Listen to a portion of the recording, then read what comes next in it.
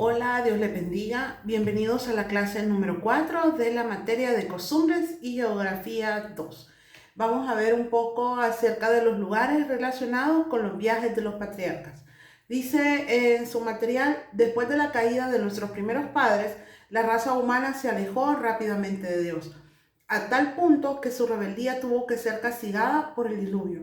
Sin embargo, ni aún este cataclismo indujo a los hombres a inventar su camino. Dios tuvo, por consiguiente, que dejar a un lado la raza rebelde para rebelarse en forma particular. Primero, a un solo hombre, que fue Abraham. Luego, a sus descendientes inmediatos, los patriarcas. Y finalmente, a la nación de Israel por intermedio de los profetas. Ofrecemos a continuación el siguiente bosquejo de los lugares relacionados con esos viajes de los patriarcas. 1. Vamos a ver la migración de Abraham, los campamentos de Isaac y los viajes de Jacob. Acá es bastante extenso, vea el texto bíblico que hay que leer, ¿verdad? Entonces, cuando usted tenga chance, un espacio que usted tenga, tal vez pueda leerlo. De verdad que es muy interesante. Tal vez no lea aquí del capítulo 11 al capítulo 25 de Génesis, pero puede hacer una, ¿cómo le llamamos? Una ojeada, ¿verdad? De qué es lo que dice el título de cada capítulo, y eso también nos va a dar a nosotros una idea. Dice acá que en respuesta al llamamiento divino, Abraham partió de Ur, su ciudad natal, rumbo a Canaán, viaje que lo condujo por toda la extensión de la media luna fértil. Esto ya habíamos hablado un poco acerca de la zona que era la media luna fértil en costumbres y geografía 1, ¿verdad? Para los que nada más han comenzado justamente con esa materia, sería bueno que ustedes pudieran, ¿verdad?, buscar un mapa que les pueda indicar cuál es la luna, la media luna fértil. Dice, las investigaciones recientes indican a Ur en la orilla occidental del Éufrates, en Baja Babilonia, región que más tarde vino a llamarse Caldea. Y por eso se la menciona también como Ur de los Caldeos. Ahí ustedes tienen un mapa del lugar de donde salió Abraham hacia el lugar donde tenía que moverse. Dice que el politeísmo prevalecía en la ciudad, pero por otro lado los progresos realizados por la civilización en aquella época eran muy notables. En el arte de escribir, por ejemplo, habían sido cultivados con mucha anterioridad a Abraham. Es decir, antes de que se hablase de Abraham, pues ya se hablaba también de escritura. Dice que subió al curso del Éufrates acompañado de un gran número de su parentela hasta Harán. Recuerdan ustedes, ¿verdad?, que es una ciudad muy famosa que se menciona en varias ocasiones en la Biblia. Dice que recorriendo con esta jornada una trayectoria de 1600 kilómetros, destacó esta ciudad por haber sido santuario de la luna y a la vez un gran centro comercial de Mesopotamia. Dice que esta ciudad estaba situada en uno de los afluentes septentrionales del Éufrates. Después de la muerte de Taré, que fue el padre de Abraham, Abraham partió de nuevo para Canaán. Luego de esa breve estadía en Harán, él llegó a Damasco. Dice que es una de las ciudades más antiguas del mundo. Dice que también está situada en una meseta regada por los ríos Habana y Farfar, que son uno de los mejores ríos, ¿verdad?, que existían en ese tiempo, y que el punto de empalme de varias rutas de caravanas que conducían a Arabia, a Egipto, al Mediterráneo y a Babilonia. Luego de estar en Damasco se fue para Siquem. Dice que esa ciudad era muy notable por ser la primera estancia del patriarca en Canaán. Este fue un pueblecito rodeado de viñedos y jardines, situada en la entrada del valle entre los montes Ebal y Gerizim. Aquí construyó Abraham un altar a Jehová y le adoró. Y lo mismo hizo en Betel, que era otra ciudad a la que se fue. Ahora, vea qué importante es que podamos de alguna forma, ¿verdad?, conocer estas ciudades que se mencionan, ¿verdad?, a lo largo de toda la Biblia. Porque no solo son ciudades que sí tuvieron funciones muy específicas, sino que también son muy conocidas estas ciudades. Luego tenemos a Betel, que dice que está situada al oeste de Jai, en la línea fronteriza entre Benjamín y Efraín. Los cananeos la llamaban Luz, pero Jacob cambió su nombre por Betel a raíz de la visión, ¿verdad?, que él tuvo. No sé si ustedes se recuerdan de esa visión, que él veía una escalera, ¿verdad?, que subían y bajaban ángeles. Entonces, dado esa visión, él decidió llamar a ese lugar Betel. Los lugares que se estacionó en los siguientes viajes, dice que fue Egipto, porque allí hubo una gran hambruna en Canaán. Abraham hizo una visita a Egipto que terminó en una brusca forma debido a su conducta ambigua hacia uno de los príncipes egipcios. Luego, en este país dice que la cultura se había difundido bastante entre Egipto y Canaán, circunstancia que favoreció grandemente la entrada de Abraham a Egipto. Es decir, había cosas muy similares de Canaán en Egipto.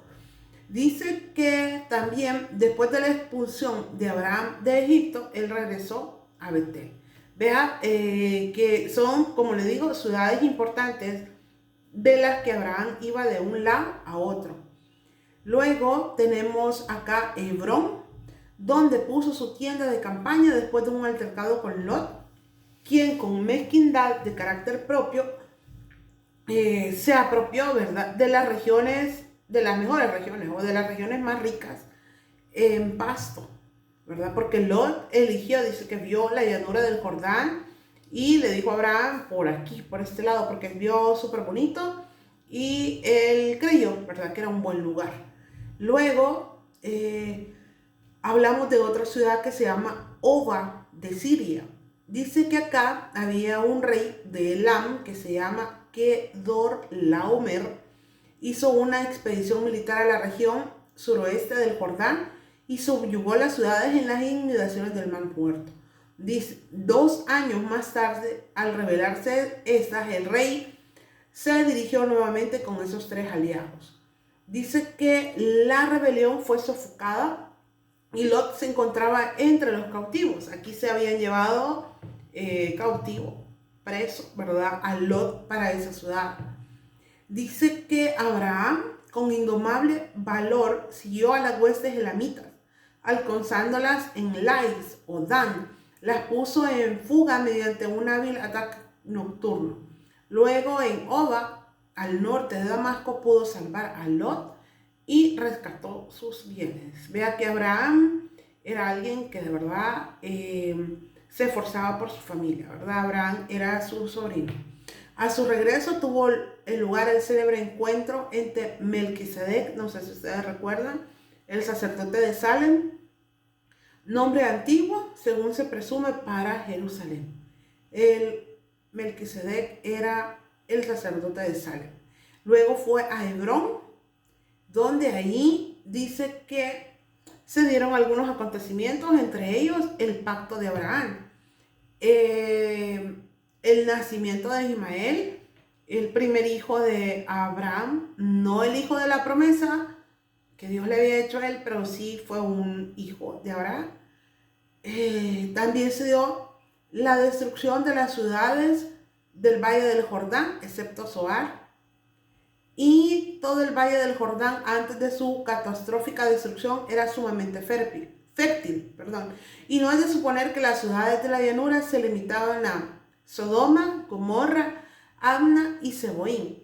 Aunque bien podrían ser las principales, el hecho de que se han descubierto ruinas tanto al noroeste del Mar Muerto como al sur y el suroeste de dicho mar no es evidencia suficiente, dice acá, para establecer la identidad de ninguna de ellas como Sodoma y Gomorra.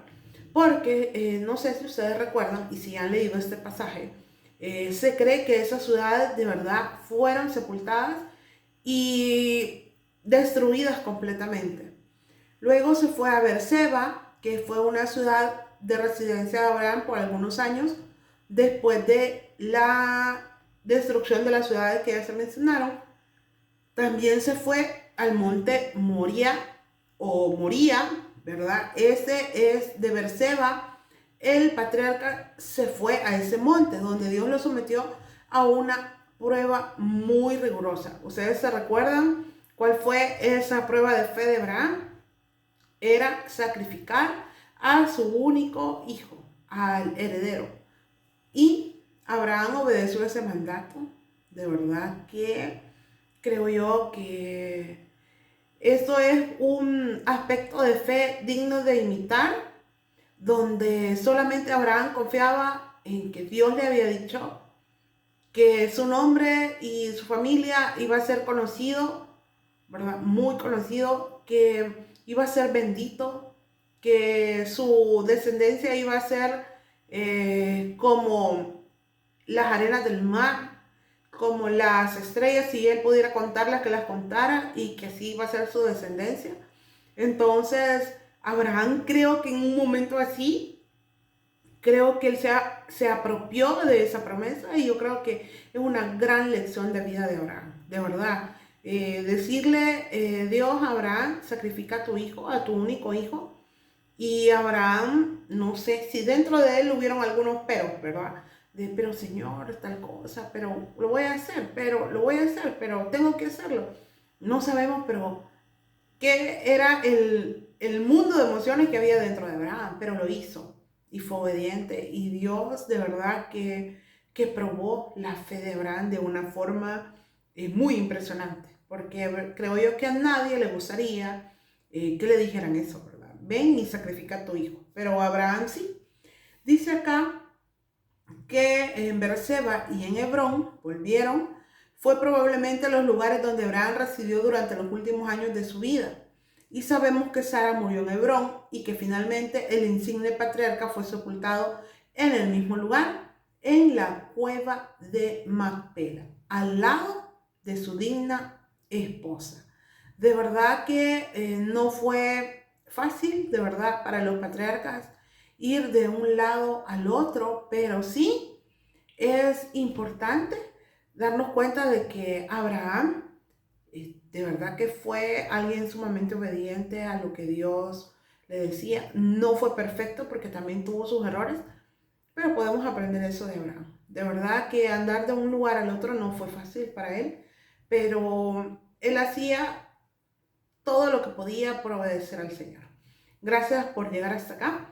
Nos vemos en la siguiente clase. Bendiciones.